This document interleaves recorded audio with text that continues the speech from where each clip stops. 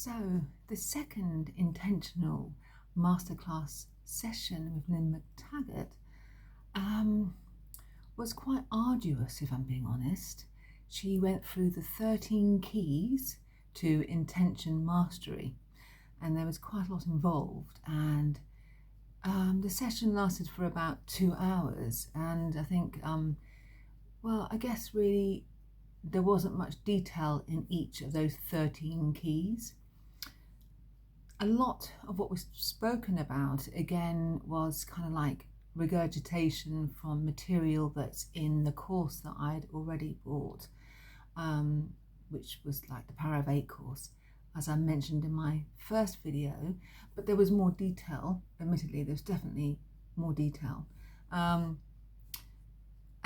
also, I have noticed that what's happening is that I think all of us just get an email after the actual session, and it's just a copied email because it's got my full name on it, and obviously you don't expect there to be a kind of personal email from Lynne McTaggart, but it kind of like indicates that it's very much a business, because I would imagine that this email that we are all getting is exactly the same email that people got last year and the year before that and the year before that, you know.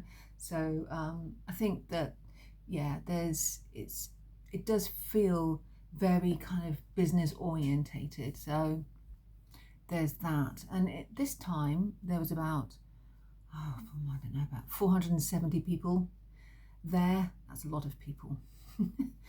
Anyway, when we had to go into kind of like breakout rooms, we then had to talk about our actual intentions that we had created, and that way, through sharing it with other people in the group, they were able to give us feedback as to whether we've covered everything from specifics about what our intentions are. So Lynne has a big thing about going through intentions with the 5 W's, which are basically who, what, why. Who, what, where, why, and when. And occasionally a bit of a flexible how is involved in there as well.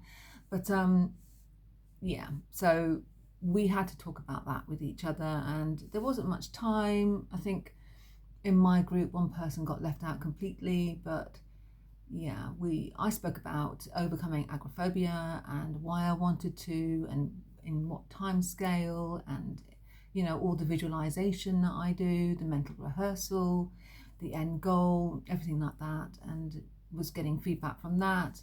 Having the memory of not being agoraphobic makes a big difference, because I can use that in my visualization, that kind of thing. So from the point of view of the 13 keys, Lynne talks about the 13 keys to intention mastery involve things like always creating your intentions from a specific space that you've created, a positive space. In my situation, I've used like where I always sit, my safe space is what I would call it really. It's surrounded by things like crystals and things like that, so, and kind of ornaments that mean a lot to me, so I always use that space for meditation, yoga nidra. And then when you're out and about, you can also do intentions, but imagine yourself in your space, your intentional space. And also looking at my notes here, because there's a lot on the 13 keys, it was like focus intently. So focus intently on your intention and go into kind of like a hyperspace where you use your 5 senses. That's quite hard. It's really, really, really focused, this work. And she spoke about mental rehearsal, where you actually kind of like think of all the stages specifically like an athlete, like an elite athlete, basically, and visualize achieving the goal, whatever that might be. So with me, with agoraphobia, it could be me out somewhere in a field thinking, wow, I'm free, or something like that, you know.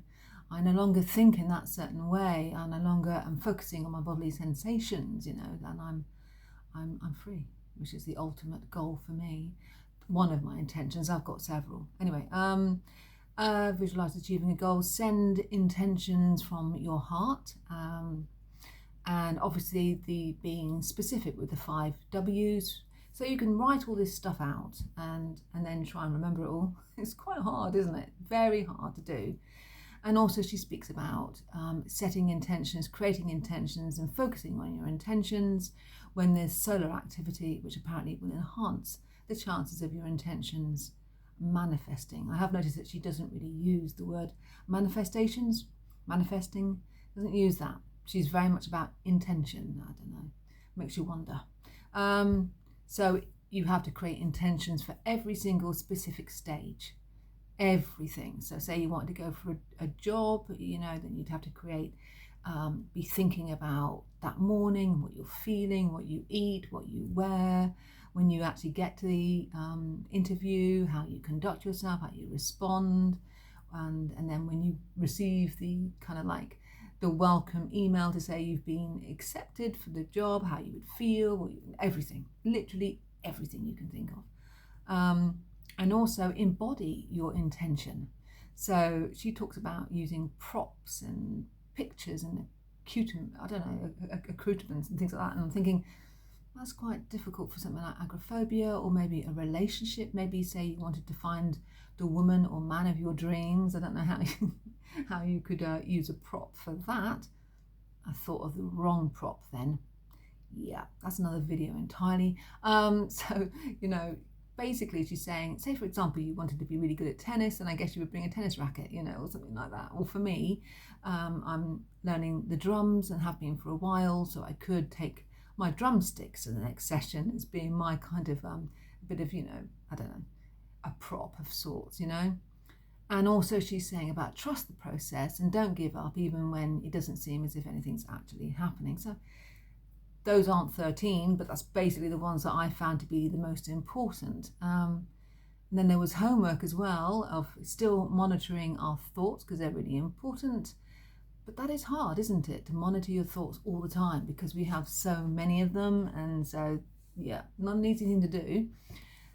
And also mindful attention, whereby 5 times a day you focus intently on something, like what it smells like, what it tastes like, what it looks like, what it feels like. To try and do that, to try and get your mind to focus better than what it does now. And again, she said about for your homework to create your intention with the 5 W's, the who, what, where, why, when, and maybe how, if need be, and embody the intention again with clothes, symbols, drawings, objects, and things like that. But I don't know, what was I going to say? I think the one thing that I found was I did notice that she used an example herself where she said that at one point she couldn't walk very well. So she imagined herself dancing like they do on Strictly here in the UK, that television programme that I don't watch. And then before she knew it, she was able to walk again. Well, that doesn't necessarily mean to say, excuse me, it doesn't necessarily mean to say that she created that through intentional work. There could be numerous variables as to why she found that she could walk again. She didn't go into any real detail. She didn't say what the reason was for her not being able to walk well. It was very vague, and I couldn't help but say in the chat, well, she never ended up on Strictly though, did she? She didn't end up on that dancing weird program that they have in the UK here. So maybe her intention didn't really come true. But that's a bit too specific. But that's where it gets a bit strange, because everything that you do to create, when you're thinking about an intention, has to be very specific. But apparently, according to how this all works, the universe may not give you what you want specifically. So, some of it feels a little bit woo-woo, and I can't help but have the skeptic in me that's always there and always questioning. Also, another thing as well is that, which makes you realise that it is a business for Lynne, is that, the people in the chat were asking about the PowerPoints that she's using, the slides that she's using to tell us about everything. And apparently, you're not allowed to have those PowerPoint slides. They cannot be shared with us, even though we've paid all this money to be part of this. we're not allowed to have those slides. And I know why that is. It's just so that we don't go and share them with someone else, you know. And so then she would have nobody coming to her masterclass. It's pretty obvious. It's business. It is a business. And it's that still puts me off when there's a lot of money involved in anything, and maybe people being desperate because maybe they're unwell, like I've spoken about before in the first video that I did about the intentional masterclass.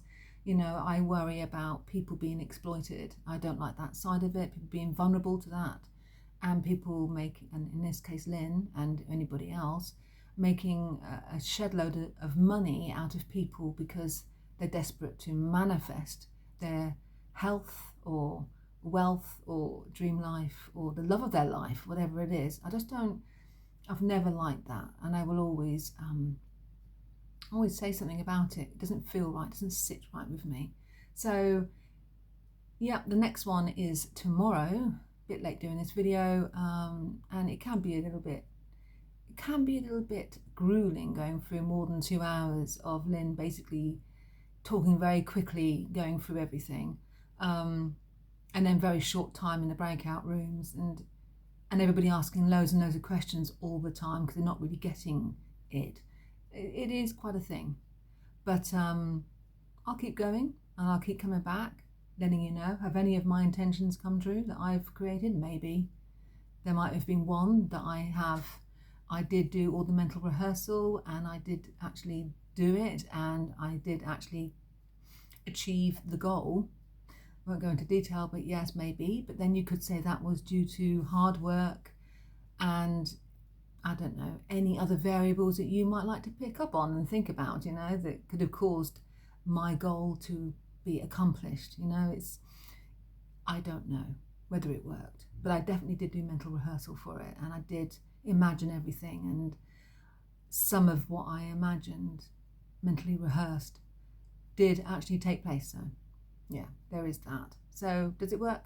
It's definitely worth experimenting to find out whether it's worth doing a course like this. Maybe not. I mean, I'm here to help anybody who is considering doing the course or just wants to do the intentional work anyway, and to guide you through that, because you don't have to pay out £600-700 to do this work. You know, you can do this and create a Power of 8 group on your own, as long as you know the basic foundations. So yeah, so that's me, and I'll be back again to let you know how the third session goes. Thank you.